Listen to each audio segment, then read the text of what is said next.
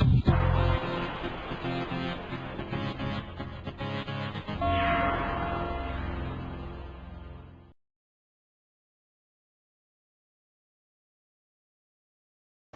again, my name is Rodney Reynolds and welcome to another video review. Today I'm looking at the Zalman HP-80A heat pipe VGA heatsink.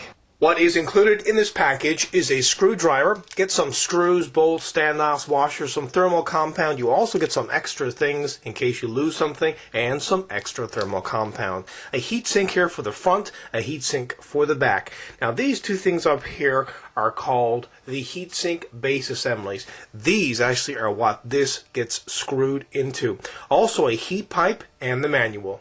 The purpose behind a product like this is to give you fantastic cooling on the core part of the video card. This is not for the memory, but rather the core. And it will fit just about any video card on the market. For example, a GeForce 2, a GeForce 3, a GeForce 4, and pretty much any of the ATI Radeon series cards. As long as your video card has mounting holes, you should be okay. The product weighs in at 400 grams. It's made from aluminum, and as you can see here, it has a large area to help dissipate the heat from the core of the video card, and it does all this without a fan.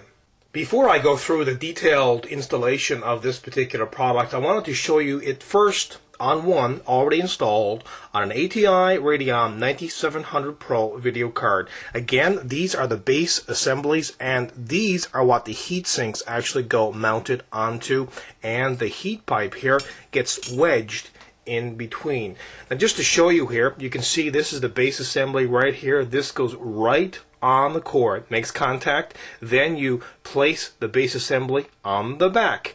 Then you go ahead and place the heat pipe in. You want to remember as well to put some thermal compound on there. Place and screw down the heat sinks on either side, and that's it. You're pretty much finished. Whichever video card you have, you're going to need to remove the cooler first. And once the cooler has been removed, go ahead then and remove any excess thermal compound that's on the core, and then apply a new thin coat of thermal compound.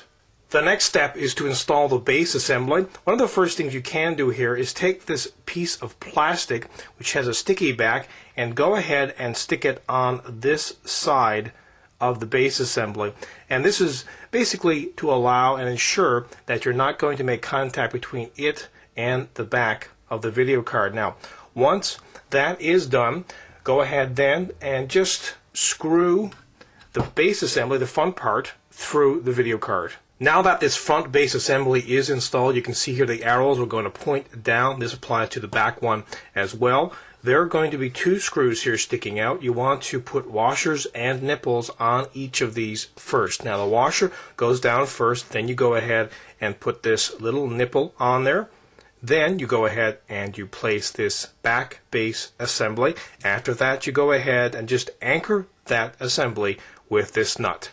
The next thing to do is apply some thermal compound both on the surface and in the groove of each base assembly. That's to allow the heat pipe to make excellent contact, and as well this heat sink right here to make excellent contact on both the front and the back. Now go ahead and just slip the heat pipe in on either side. Next, place each heatsink on either side. Go ahead then, screw each heatsink down. Then you're finished the installation procedure of this product. Installing this massive heatsink on top of just about any video card is going to give you some wicked results. Now to give you some idea, I was using an ATI Radeon 9700 Pro. I was able to get up to around 390 megahertz from its default of 325. Your results may vary. Some folks are putting a fan on this as well, and maybe you have a case that already has a couple of fans that's going to blow cool air right across this product. Or maybe you just want this product to have a completely silent video card. Either way, this product is kick-ass.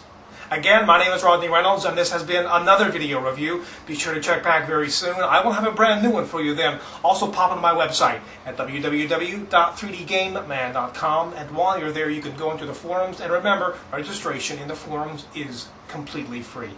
Until the next time, take care.